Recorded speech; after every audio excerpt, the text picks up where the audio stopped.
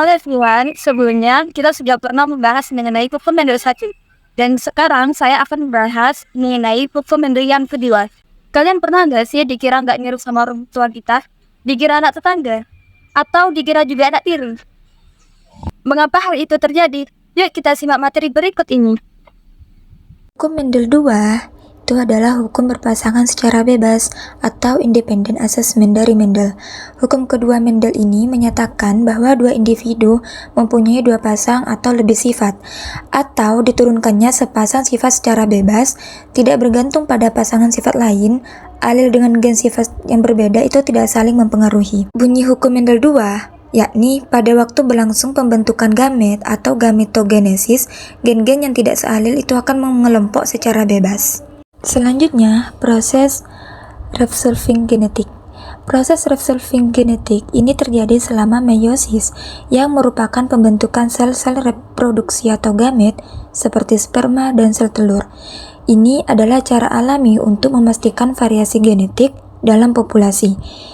Berikut adalah langkah-langkah utama. Yang pertama, replikasi DNA. Sebelum meiosis dimulai, DNA di dalam sel induk direplikasi membentuk salinan identik dari setiap kromosom. Kedua, meiosis 1. Pada tahap ini, sel dipisah menjadi dua sel anak, mengurangi jumlah kromosom menjadi setengah. Pada tahap ini terjadi crossover atau rekombinasi genetik. Kromosom homolog atau pasangan kromosom dari orang tua yang berisi gen-gen serupa dapat saling tukar sebagian dari materi genetik mereka. Ini menciptakan kombinasi baru dari gen-gen. Ketiga, meiosis 2. Sel-sel hasil meiosis 1 mungkin membagi lagi, menghasilkan sel-sel reproduksi akhir atau sperma atau sel telur yang memiliki setengah jumlah kromosom seperti sel induk. Hasilnya adalah bahwa gamet yang dihasilkan membawa kombinasi unik dari gen-gen yang berasal dari kedua orang tua. Proses ini meningkatkan keragaman genetik dan menghasilkan individu-individu dengan sifat-sifat yang berbeda. Selanjutnya, apa hubungan proses resolving genetika dengan persilangan dihibrid di hukum Mendel 2 ini? Proses resolving genetika atau crossover selama meiosis itu berperan penting dalam persilangan dihibrid. Dalam persilangan dihibrid, kita mempertimbangkan individu yang heterozigot untuk dua pasangan alel gen yang terpisah. Proses crossover selama meiosis ini menyebabkan kromosom homolog bertukar sebagian materi genetik mereka. Ini semua menciptakan variasi genetik yang lebih besar di antara keturunan, dan ketika persilangan terjadi, potensi kombinasi alel yang berbeda dapat muncul pada tingkat yang lebih tinggi. Oleh karena itu, proses reshuffling genetika berperan dalam membentuk pola pewarisan dihibrid dan dapat menghasilkan anak dengan kombinasi alel yang tidak sepenuhnya mirip dengan salah satu orang tuanya. Untuk kali ini saya akan menerangkan mengenai dampak positif dari proses reshuffling genetika. Untuk yang pertama yaitu keberagaman genetik, di mana proses ini adalah penyebab utama keberagaman genetik dalam populasi. Keberagaman genetik merupakan dasar evolusi kemungkinan organisme untuk beradaptasi terhadap perubahan lingkungannya. Yang kedua yaitu kemampuan adaptasi.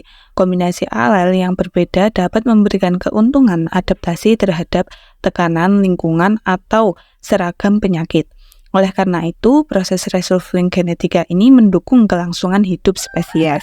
Yang ketiga, pewarisan sifat yang menguntungkan, di mana keterlibatan dua atau lebih karakteristik dalam proses dihibrid dalam menciptakan kombinasi alel yang mendukung sifat-sifat menguntungkan seperti ketahanan terhadap penyakit atau produktivitas dalam pertanian. Untuk yang keempat yaitu evolusi spesies, di mana proses reshuffling genetika dihibrid ini merupakan salah satu mesin evolusi.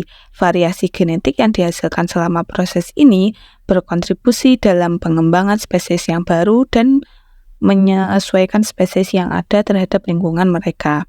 Secara keseluruhan ini, proses reshuffling genetika dihibrid adalah bagian dari integral dan mekanisme pewarisan genetik yang mendukung keberlanjutan kehidupan di bumi.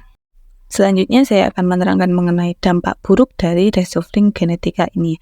Sebenarnya tidak ada dampak buruk atau dampak yang intrinsik dari reshuffling genetika ini. Namun konsekuensi yang dianggap sebagai buruk itu dapat muncul tergantung pada konteks dan sifat-sifat genetik yang terlibat.